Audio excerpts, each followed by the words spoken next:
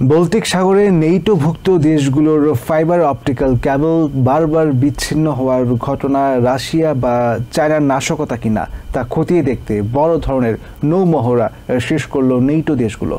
Freezing winds নামের এই নৌমহড়া চলে 12 দিন ধরে। তবে কেবল বিচ্ছিন্ন হওয়ার ঘটনায় নিজেদের কোনো হাত নেই বলে দাবি করেছে চায়না ও রাশিয়া, প্রতিশ্রুতি দিয়েছে তদন্তে সহায়তা করার।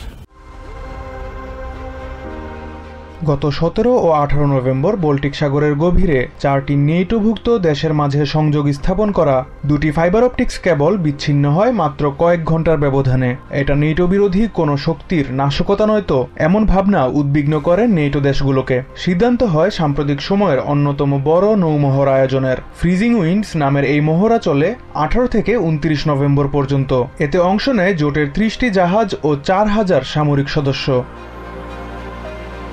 এর আগে বল্টিক সাগরেই লিথুনিয়া ও সুইডেনের মাঝে সংযোগ তৈরি করা ফাইবার অপটিক্স কেবল বিচ্ছিন্ন হয়েছিল। তার পরের দিনই বিচ্ছিন্ন হয়েছিল ফিনল্যান্ডের সাথে জার্মানির রোস্টক বন্দরের কেবল সংযোগ। এসব নিয়ে তদন্ত করার পাশাপাশি সমুদ্রে নিজেদের প্রভাব বাড়াতে এমন মহড়ার আয়োজন বলে ধারণা করছেন সমর বিশ্লেষকরা। তবে মহড়ার সামনে বাধা হয়ে দাঁড়ায় প্রতিকূল আবহাওয়া। শীতকালীন ঝড়ের তাণ্ডব উপেক্ষা করে মাইনিং জাহাজ ওয়েলহেইম থেকে একটি ড্রোনের সাহায্যে সমুদ্রের তলদেশ দেখার চেষ্টা করেন জার্মান নেভি কমান্ডার বিয়াটা ক্রৌ। তবে ঠান্ডায় ড্রোনের ব্যাটারি কাজ না করায় কিছুই দেখা সম্ভব হয়নি। নিরাপত্তা সূত্রগুলোর দাবি, গত মাসে রাশিয়া থেকে রওনা হওয়া একটি চাইনিজ বাল্ক ক্যারিয়ার সুইডেনের জলসীমায় প্রবেশ করেছিল, যার নোঙরের টানে সমুদ্রের তলদেশের 2টি কেবল ক্ষতিগ্রস্ত হয়। তবে চায়না এই অভিযোগ নাকচ করে দিয়ে প্রয়োজনে এ বিষয়ে তদন্তে সহায়তা করার প্রতিশ্রুতি দিয়েছে। তদন্তে দ্বিতীয় বিশ্বযুদ্ধের সময় ব্যবহৃত মাইন হান্টিং বহরকে আবারও কাজে লাগাতে যাচ্ছে নেটো। বল্টিক সাগরের অগভীর এই সমুদ্রতলে 40টির বেশি গুরুত্বপূর্ণ ফাইবার কেবল ও গ্যাসের পাইপলাইন রয়েছে। রাশিয়ার পাশাপাশি অঞ্চলটি ঘিরে আছে 8টি নেটোভুক্ত দেশ।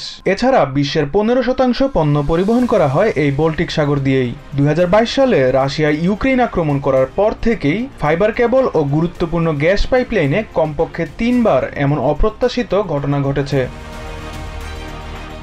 সমর বিশ্লেষকরা আশঙ্কা করছে, কেবল বিচ্ছিন্ন হওয়ার ঘটনা যদি নাশকতা বলে প্রমাণিত হয় তাহলে তা বড় ধরনের যুদ্ধের সূচনাও ঘটাতে পারে। Fuad Hasan, TVN 24 news desk.